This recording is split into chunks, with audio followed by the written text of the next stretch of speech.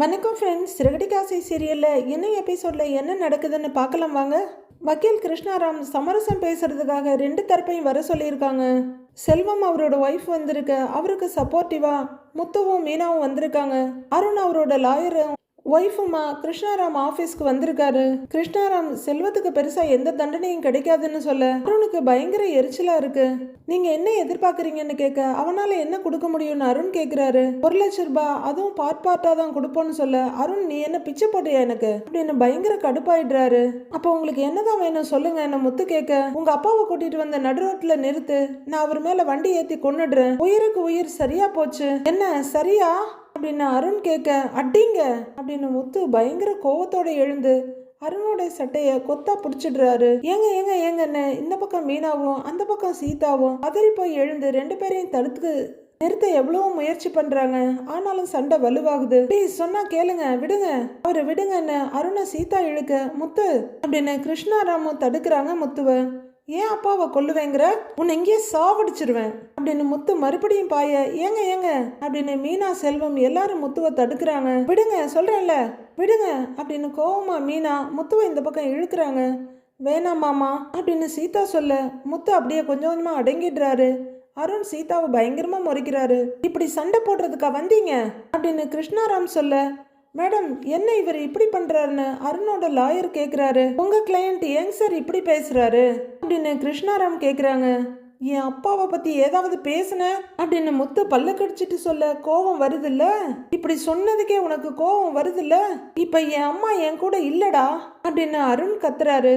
Sir அதுக்கு நீ இப்படியா பேசுவீங்க, இது சரிப்பட்டு வராது, பேசாம நீங்க கோர்ட்டுக்கே போயிடுங்க அப்படின்னு கிருஷ்ணாராம் கடுப்பாகி சொல்லிட, மேடம் மேடம் மேடம் மேடம் அப்படின்னு பதறிக்கிட்டு ஓடி வந்து நிக்கிறாரு செல்வம். அவரோட ஒய்ஃபும் மேடம் மேடம்னு ஓடி வந்து நிக்கிறாங்க. மேடம் கோர்ட்டுக்கு போனா இந்த பிரச்சனை எப்போ முடியும்னே தெரியாது, அது மட்டும் இல்லாம நான் காரும் ஓட்ட முடியாதுங்க மேடம், என் குடும்பமே என் வருமானத்தை நம்பிதாங்க மேடம் இருக்கு, மேடம் எப்படியாவது இங்கேயே பேசி முடிச்சிருங்க மேடம் அப்படின்னு கெஞ்சுறாரு செல்வம். மேடம் மேடம் இங்கேயே முடிச்சு கொடுத்துருங்க மேடம் அப்படின்னு செல்வத்தோட ஒய்ஃபும் கெஞ்சுறாங்க. இப்படி வந்த இடத்துல ரெண்டு பேரும் அடிச்சுக்கிட்டா என்ன பேச சொல்றீங்க அப்படின்னு கிருஷ்ணாராம் கேட்க, சாரி மேடம் தப்பு தான், நீங்க பேசுங்க, இனிமே இவர் எதுவும் பேச மாட்டாரு அப்படிங்கிற மீனா, ஏங்க கொஞ்சம் அமைதியா இருங்கிறாங்க முத்துக்கிட்ட. செல்வண்ணனுக்காக தானே பேச வந்திருக்கோம் அப்படின்னு மீனா முத்துக்கிட்ட சொல்ல, சரி எல்லாரும் உட்காருங்கிறாங்க கிருஷ்ணாராம். உட்காருங்க சார், பரவாயில்ல உட்காருங்க அப்படின்னு அருணோட லாயர் சொல்ல அருணும் சீதாவும் உட்காருறாங்க. இந்த பக்கம் முத்துவும் மீனாவும் உட்கார செல்வமும் ஒரு ஒய்ஃபும் அங்கேயே நிக்கிறாங்க. லாயர் ரெண்டு பேரும் சென்டர்ல உட்கார்றாங்க.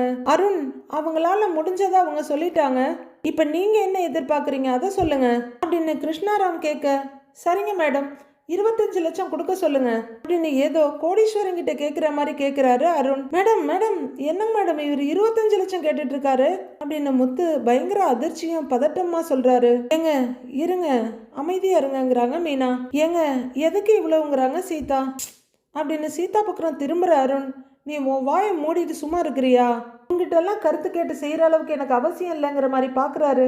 சீதா சங்கடத்தோட பார்க்க அமைதியாயிரு அப்படின்னு ஒரு முறை மறைச்சிட்டு திரும்புறாரு அருண். அருண் அவர் வசதியான குடும்பம்லாம் இல்ல, சாதாரண ஒரு டிரைவர் தான், அதுவும் வாடகை கார் ஓட்டிக்கிட்டு இருக்காரு, நீங்க இப்படி கேட்டா எப்படிங்கிறாங்க கிருஷ்ணாராம். என்ன சார் இது அப்படின்னு லாயர் கிட்ட கேட்க, அவர் எதிர்பார்க்கறத சொல்றாருங்க மேடம் அப்படின்னு அவங்க லாயர் சொல்றாரு. 25 லட்சம் கொடுக்க சொல்லுங்க, இல்லைன்னா கோர்ட்லயே போய் பாத்துக்கிறேன் அப்படின்னு அருண் சொல்ல, அருண் இந்தியா முழுக்க இந்த மாதிரி ஏகப்பட்ட கேசஸ் பெண்டிங்ல இருக்கு, அவ்வளவு சீக்கிரம் இது முடியாது, அதுவும் ரெண்டு பேர் மேலேயுமே தப்பு இருக்கு, அதனால கோர்ட்ல கூட நீங்க கேட்குற அமௌண்ட் கிடைக்காது, நீங்க பழி வாங்கணும்னு கேட்குற மாதிரி இருக்கு, கொஞ்சம் நியாயமா கேளுங்க அப்படின்னு கிருஷ்ணாராம் சொல்ல யோசிக்கிறாரு அருண். கொஞ்ச நேரம் யோசிக்கிற அருண், சரிங்க மேடம் 15 லட்ச ரூபா கொடுக்க சொல்லுங்க, நான் வாபஸ் வாங்கிடுறேங்கிறாரு.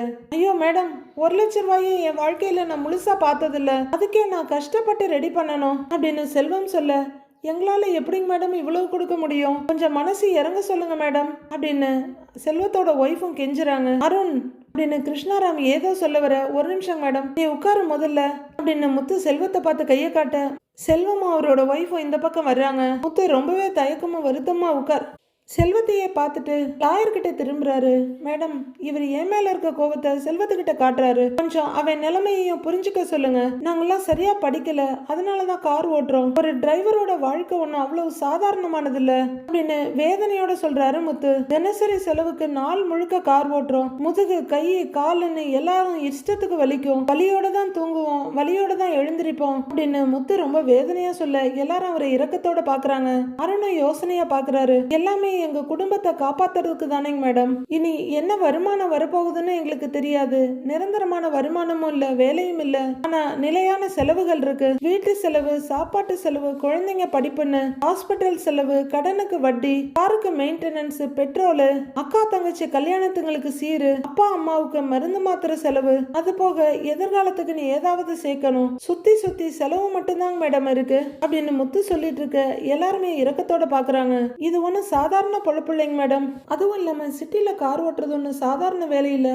அவன் காரை ஓட்டினாதான் அவன் குடும்பத்தை ஓட்ட முடியும். மாசத்துல வர்ற வருமானத்துல செலவு போக 5-10ன்னு சேர்த்தா கூட 1 லட்ச ரூபா பாக்குறதுக்கு மாச கணக்குல ஆகும் மேடம். சில நேரம் வெளியூர் சவாரி போனா எங்க பொண்டாட்டி புள்ள முகத்தை பார்க்க திரும்ப உயிரோட வந்து சேருவோமான்ற பயத்தோட தான் போவாங்க மேடம் அப்படின்னு முத்து சொல்லிட்டு இருக்க, என்ன இவன் சிம்பத்தி கிரியேட் பண்ணிட்டு இருக்கானா அப்படிங்கிற மாதிரி அருண் முறைப்பா பார்த்துட்டு இருக்காரு. மீனா கலங்கின கண்களோட உட்கார்ந்து இருக்க சீதா பரிதாபமா பார்த்துட்டு இருக்காங்க. ஆமாங்க மேடம், அதுதாங்க மேடம் எங்க பொழப்பு, இப்படிதான் போயிட்டு இருக்குன்ற மாதிரி கண்ணீரோட பார்த்துட்டு இருக்காரு செல்வம். எவ்வளவு கஷ்டம் இருந்தாலும் தான் குடும்பத்தை காப்பாத்தணுமேங்கிற பயத்துல தாங்க மேடம் ஒரு டிரைவர் ராத்திரி பகல்னு பார்க்காம கார் ஓட்டுறான். இவனுக்கு ஸ்கூல் படிக்கிற பொண்ணு இருக்குது, குழந்தைக்காகவும் அவன் சேர்க்கணுங்க மேடம். ஒரு நாள் சரியா சவாரி வரலன்னா சாப்பிடுற சாப்பாட்டோட அளவு குறைஞ்சிருங்க மேடம். இவ்வளோ பிரச்சனை இருக்கும்போது எப்படிங்க மேடம் அவனால 15 லட்சம் கொடுக்க முடியும்?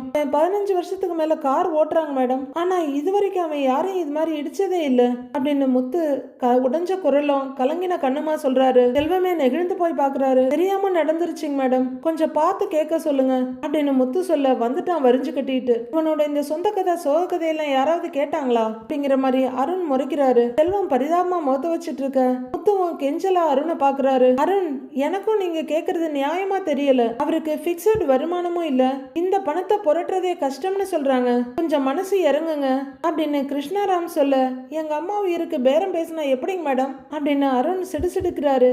அவராலையும் முடியணும் இல்லைங்களா அப்படின்னு கிருஷ்ணாராம் கேட்க, சரிங்க மேடம், கடைசியா 5 லட்சம்னா ஓகே அப்படின்னு அருண் சொல்ல எல்லாருமே திக்குன்னு பாக்குறாங்க. இதுக்கு மேலலாம் கம்மி பண்ண முடியாது, நான் கோர்ட்டுக்கே போறேங்கிறாரு அருண்.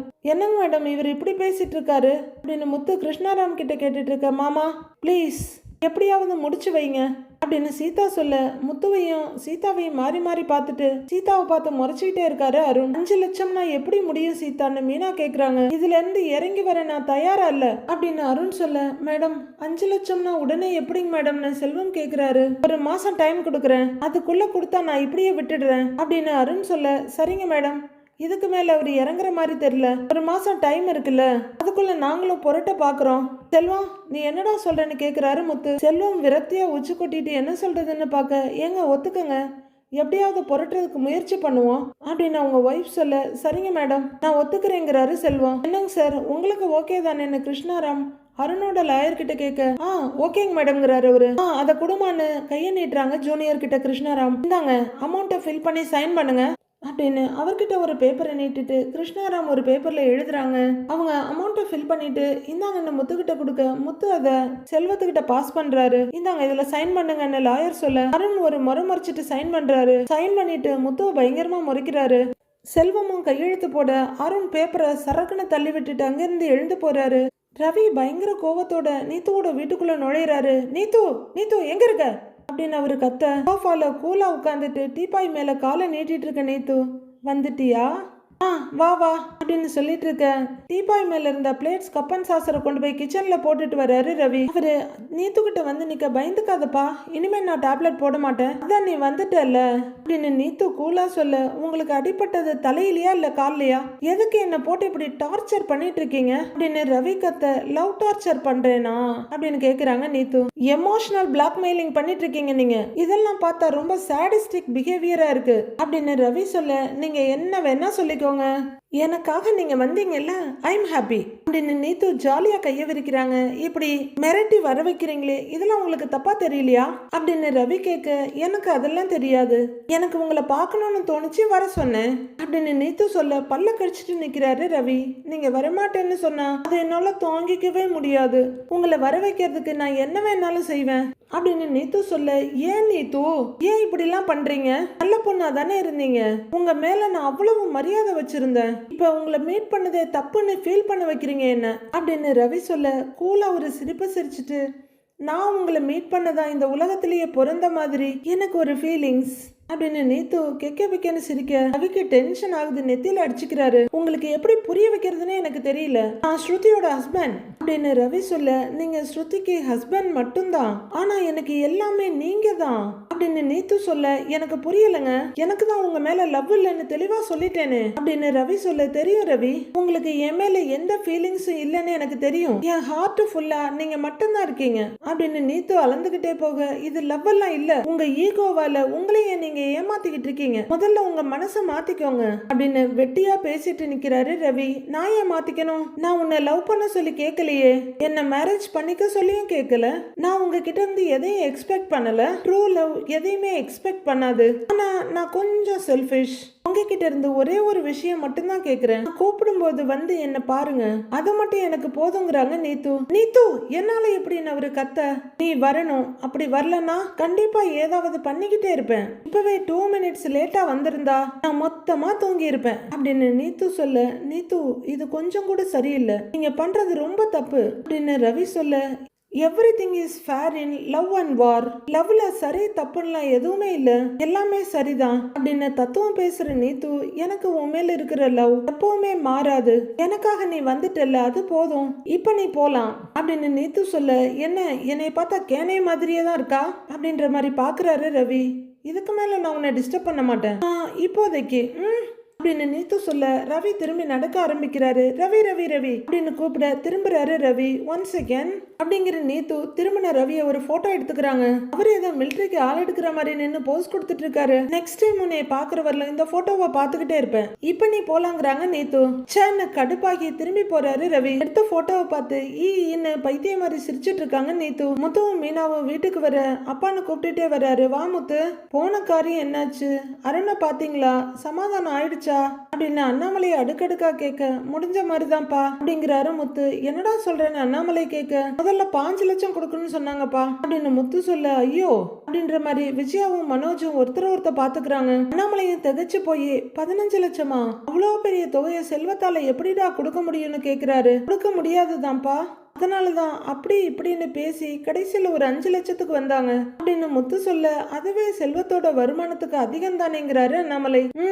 ஆமாப்பா அப்படிங்கிற மாதிரி முத்து தலையாட்டிட்டு இருக்க, ஆமா இதுவே ரொம்ப கஷ்டப்பட்டு பேசி கொண்டு வந்திருக்கோம், எதிர்பாராம நடந்துருச்சு, செல்வானனும் பாவம், அவர் குடும்பமே அவர் ஒரு ஆள் வருமானத்தை நம்பிதான் இருக்கு, இவரும் எவ்வளவோ சொல்லி பார்த்துட்டாரு மாமா, அருண் கேட்கல அப்படின்னு மீனா சொல்ல, புரியுதுமா, முத்து மேல இருக்க வெறுப்புனாலதான் அருண் அப்படி நடந்துக்கிறான் அப்படின்னு அண்ணாமலை சொல்ல, அதுவும் ஒரு காரணம் தான் பாக்குறாரு முத்து. ஆனா 5 லட்சத்துக்கு வந்ததே பெரிய விஷயம்தான், நானா இருந்தா 5 கோடி கேட்டிருப்பேங்கிறாரு மனோஜ்.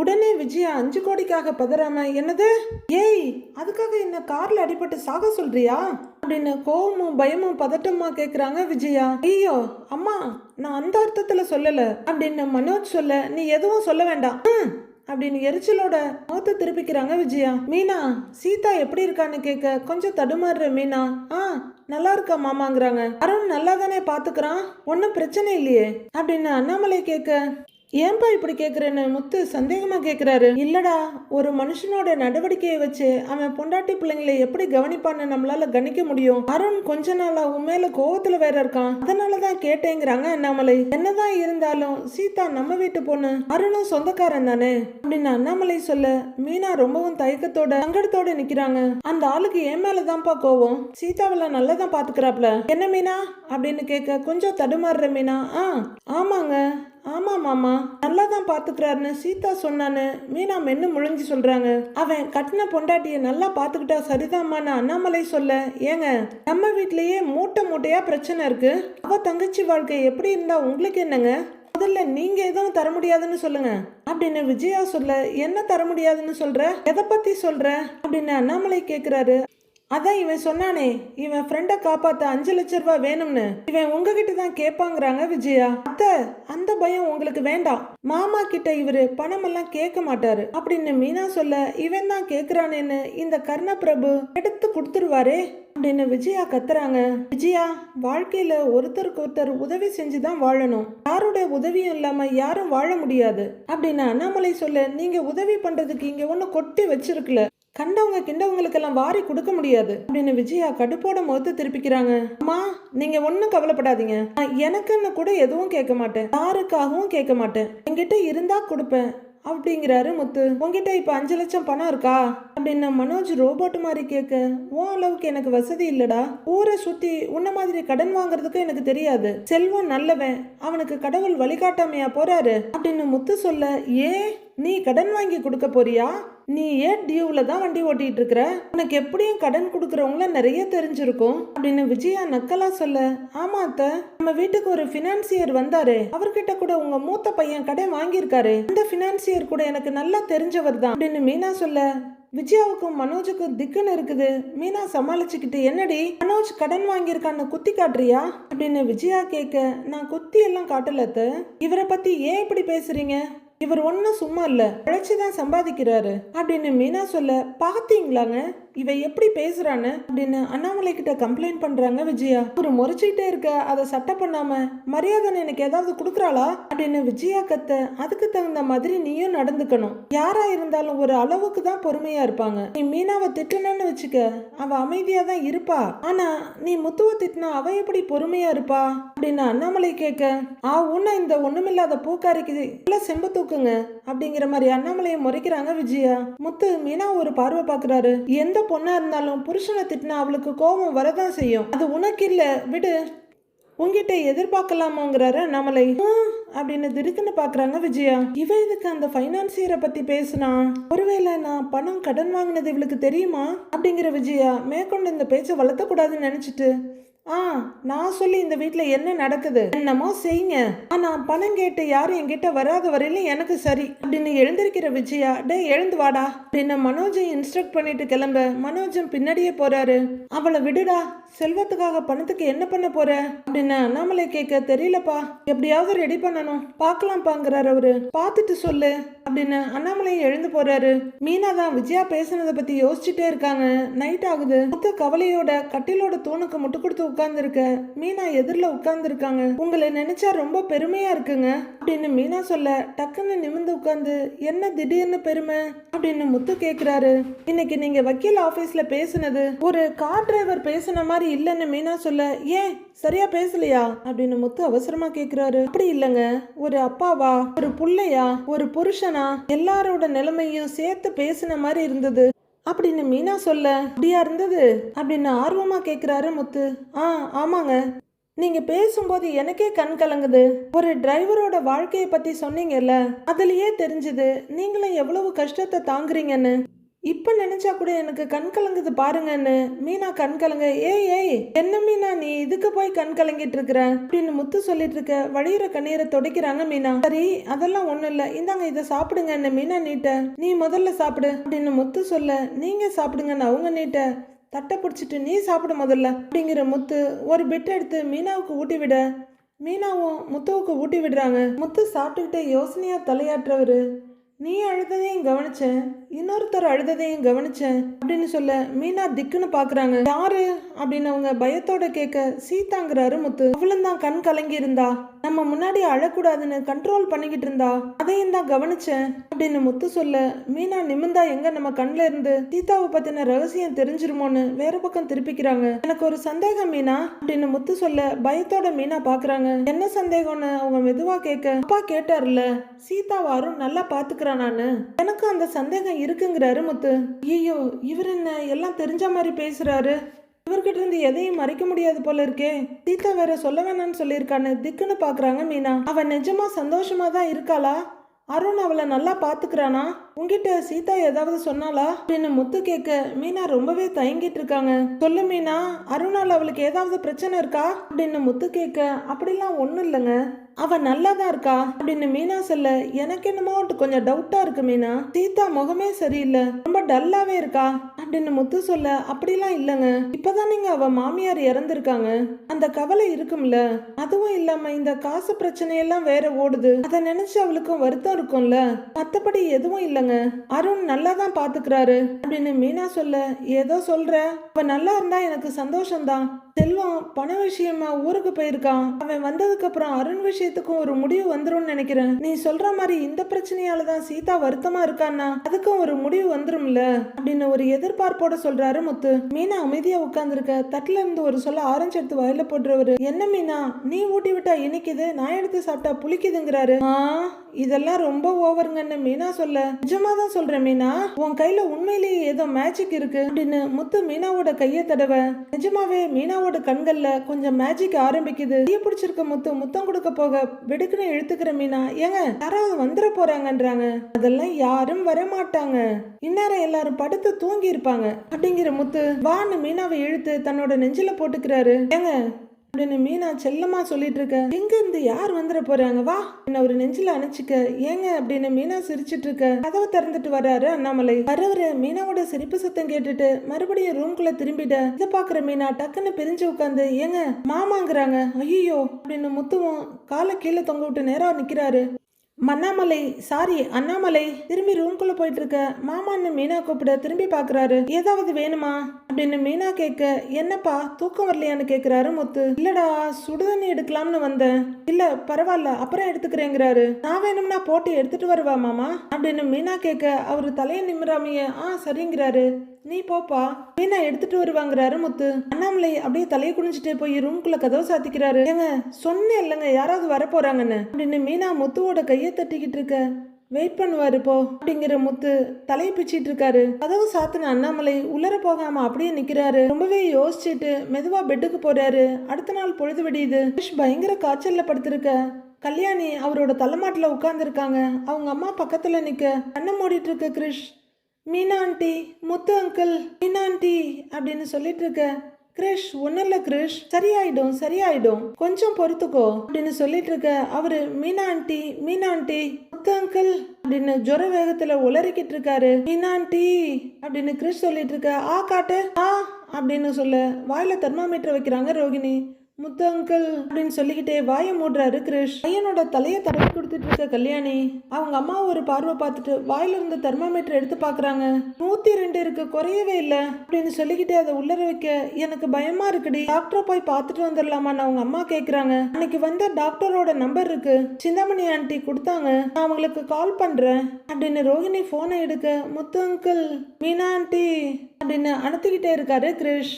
கல்யாணி கால் பண்ண டாக்டர் போன் ரிங் ஆகுது. கார் பக்கத்துல இருந்து வர்ற டாக்டர் போனை பார்த்துட்டு அட்டன் பண்றாங்க. ஹலோ டாக்டர், நான் ரோஹிணி, அன்னைக்கு சிந்தாமணி ஆண்டி கூட வந்தீங்களே அப்படின்னு ஞாபகப்படுத்த அப்படிங்கிறாங்க. என் பையனுக்கு இன்னும் காய்ச்சல் கம்மியாகவே மாட்டேங்குது, அதே 102 டிகிரி தான் இருக்கு, எதுவுமே சாப்பிடவே மாட்டேங்கிறான், கண்ணு கூட அவனால சரியா திறக்க முடியலைங்க டாக்டர் அப்படின்னு கல்யாணி சொல்ல, அப்படியா, நான் லாஸ்ட் டைம் வரும்போது பிரிஸ்கிரிப்ஷன்ல டேப்லெட் எழுதி கொடுத்துருந்தேன்ல, லாஸ்டா எழுதியிருப்பேன் பாருங்க அப்படின்னு டாக்டர் சொல்ல, ஆமாங்க டாக்டருங்கிறாங்க கல்யாணி, அந்த டேப்லெட்டை கொடுங்க அப்படின்னு டாக்டர் சொல்ல, ஓகேங்க டாக்டருங்கிறாங்க ரோஹிணி. எப்படி இருக்குன்னு பார்த்துட்டு ஒரு மணி நேரம் கழிச்சு எனக்கு கால் பண்ணுங்க அப்படின்னு டாக்டர் சொல்ல, ஓகேங்க டாக்டர். அவன் காய்ச்சல்ல பயங்கரமா புலம்பிக்கிட்டே இருக்கிறான் அப்படின்னு கல்யாணி சொல்ல, ஆமாங்க 102 டிகிரி ஜுரம் இருக்குல்ல, குழந்தைங்களால அதை தாங்கிக்க முடியாது, அதான் ஏதாவது புலம்பிக்கிட்டே இருப்பாங்க, நீங்க டேப்லெட் கொடுங்க, ஃபீவர் குறைஞ்சா சரியா போயிடும் அப்படின்னு டாக்டர் சொல்ல, ஓகேங்க டாக்டர் தேங்க்யூ அப்படின்னு ரோஹிணி போனை வைக்க, டாக்டர் என்ன சொல்றாங்க அப்படின்னு அவங்க அம்மா பதட்டமா கேக்குறாங்க. பிரிஸ்கிரிப்ஷன்ல இருக்க டேப்லெட்டை கொடுக்க சொல்றாங்க, நீ போய் சுடுதண்ணி எடுத்துட்டு வா அப்படின்னு கல்யாணி சொல்ல, சரின்னு போறாங்க அவங்க அம்மா. கல்யாணி மாத்திரை கவர் எடுத்துக்கிட்டு அவர் தலைமாட்டில் உட்கார, முத்து அங்கிள் மீனா ஆண்டி என்னை பார்க்க வரமாட்டீங்களா, முத்து அங்கிள் எப்போ வருவீங்க, மீனா ஆண்டி மீனா ஆண்டி அப்படின்னு கிரிஷ் கண்ணை கூட முழிக்காம புலம்பிக்கிட்டே இருக்க, ரோஹிணி கலக்கத்தோட உட்காந்து அவர் தலையை தடவிட்டு இருக்காங்க. அடுத்து என்ன நடக்க போகுதுன்னு நாளைக்கு பார்க்கலாம் ஃப்ரெண்ட்ஸ்.